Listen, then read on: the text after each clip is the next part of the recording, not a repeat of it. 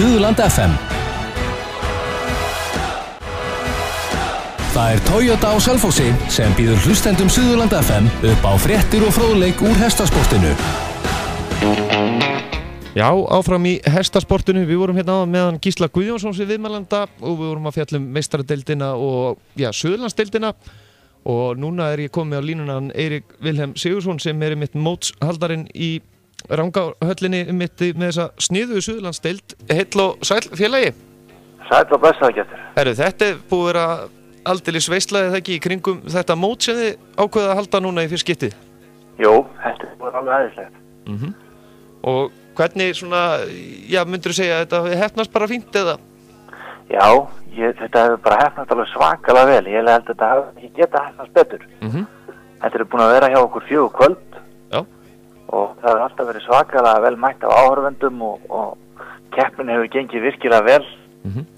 Og búin að sjá mikið af rosalega flottum hestum. En þið settu þetta þannig upp að þetta væri liðakeppni en ekki einstaklingskeppni, eða ekki rétt? Eða? Jú, já. Það er alveg árétt. Já. Og það voru, þó nokkuð lið í þessari deild? Já, við vorum með 12 lið.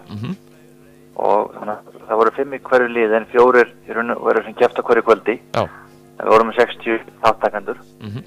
Og svo var hvert lið skipað 2 atvinnumönnum og svo 3 áhugamönnum. Já. Þannig að það hefur verið svona nóg að raða þessu saman? Já, þetta búið að vera bara mjög skemmtilegur tími að koma að þessu svona skipulegja fyrsta skipti svona heildstæða deild. En þarna var blanda að atvinnumönnum og áhugamönnum saman í liði, það ekki? Það voru 2 og 2 eða hvernig virkaði þetta? Það var akkurat þannig, sko. Það var atvinnumenn og áhugamenn saman í liði og þeir kepptu svo saman í forkeppni og á lokinni forkeppni þá voru svo 2 úrslit af því að hugsuðu til þess að atvinnumennir og áhugamennir eigi möguleika að skila jafnmörgum stigum fyrir sitt lið. Það var engin, eins og þú sagðir, það var engin einstaklingskeppni, þannig að menn voru alltaf að hugsa það að á sem nú verið bestum árangri fyrir liðið. Já. Það var kannski margir sem hafa mitt spurt, þið héldu þarna nýtt sem að kallast parafimi.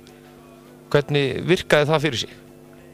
Parafimi virkaði þannig að úr hverju liði keppti þá í parafiminni 2 pör. Pörin voru þá skipuð einum atvinnumanni og einum áhugamanni. Það var bara byggum mér nú verið til reglur fyrir fram, sérstaklega fyrir þetta og það auðvitað svolítið til hliðsjón úr meistaradeildinni einmitt reglur úr gæðingafimi.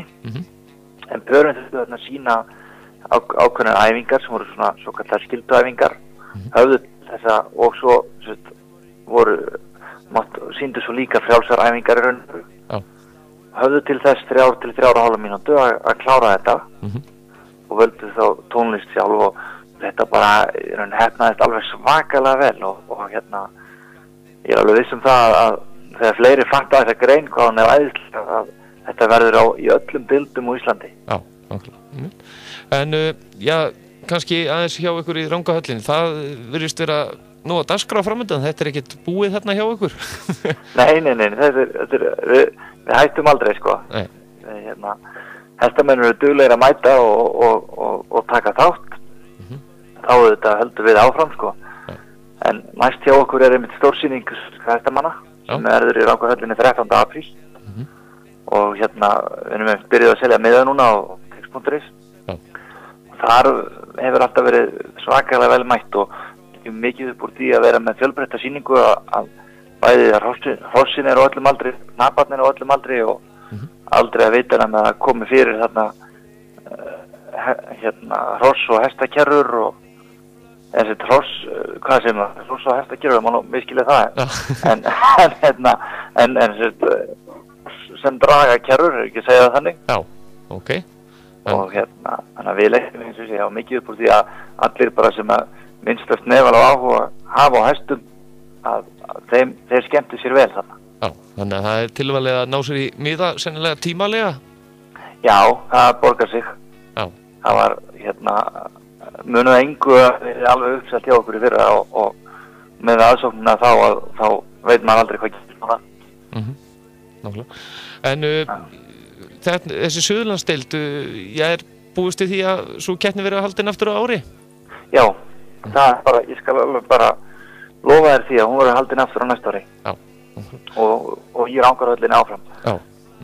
Og þetta við erum nú verið, og bara vita það allir að hún muni halda áfram, hún var sett í rauninni þannig að við strax ákváðum að það voru 3 lið sem detta út og 8 lið sem örugt sæti 9 lið sem eiga örugt sæti upp á að halda áfram. Og og ég veit að þessi 3 lið sem detta út að þau geta sótt aftur, og ég held að þau hafi klárlega hug á því, ásamt því að ég veit alla, minnstakosti 4 liðum sem hafa áhuga á því að reyna að ná líka inn í deildina. Þannig að það er orðið eftirsóknarvert að komast í deildina? Já, það bara strax. Gott að heyra. En kannski aðeins að þér sjálfum, ert þú eitthvað sjálfur í hestamennskunni? Svona, já, ekki að segja það, ég var það hana hross og konan mín er auðvitað á kafi í þessu og vinnur við þetta. Já. Hekla Katarína. Og ég sjálfur vinn ekki við þetta en hef mjög gaman að þessu. Já. Ég held ég hef ekki farið á hestbak síðan Suðurlandsdeildin byrjaði, en ég held að það stendur nú til bóta. Já, en það er nú ekki verið að konu sem er atvinnumar í þessu, hún kannski segið til eða ekki bara? Jú, alveg klálega og það var þannig að ég hef alltaf aðgang að góðum hrossum. Já, það er ekki verra. Nei, nákvæmlega. Eiríkur Vilhelm Sigurðsson, þakka kærlega fyrir að gefa okkur tíma. Það er næsti viðburður í Ranghöllinu, segir það stóðasta sýningin eða? Já, stórsýning sunnlenskra hestamanna, 13. apríl. 13. apríl, við tökum þann dag frá. Herðu, sjáum starfgestur. Gera það, bestu þakkir. Ok, takk. Já, frábær deild þarna sem að vel heppnuð heldur betur. En við minnum náttúrulega sjálfsögðu á meistaradeildina á 5. Það er keppt í 5 gangi í Samskipahöllinni og hefst klukkan 7 og að gera skella sér þangað. Þetta verður virkilega jöfn keppni og það verður erfitt að spá hver myndi vinna standa upp sem sigurveri, því að það eru Íslandsmeistari sem mæta og gott betur en það. En í fyrra í 5 ganginum þá sigraði Árni Björn Pálsson á Oddi frá Breiðholti í Flóa með einhvern 7,26. Daniel Jónsson var á Þóru frá Votumýri í öðru sæti með 7,21. Hulda Gústafsdóttir, Íslandsmeistari á Birki frá Vatni, hún var með 7,10 í 3. sæti. Svo var það Ísólfur Líndal Þórusson á Sólbjart frá Flekkudal í 4. sæti með 7 í einhvern. Sigurður Vigni Mattíasson og Gormi frá Efrið þeirra var í 5. sæti með 6,64 og Henrik Bragason í 7. með Hervar frá Hamarsey með 6,62. En við ætlum að fara núna næst að fjalla þessum íþróttameðsl og á línuna hér innan skamms þá er það handboltaleikmaður frá Selfossi sem er búinn að slíta krossbönd meðal annars 3 sinnum og það er kraftur í pjaknum. Hann Andri Már Sveinsson verður hér í línunni innan skamms, farið ekki langt.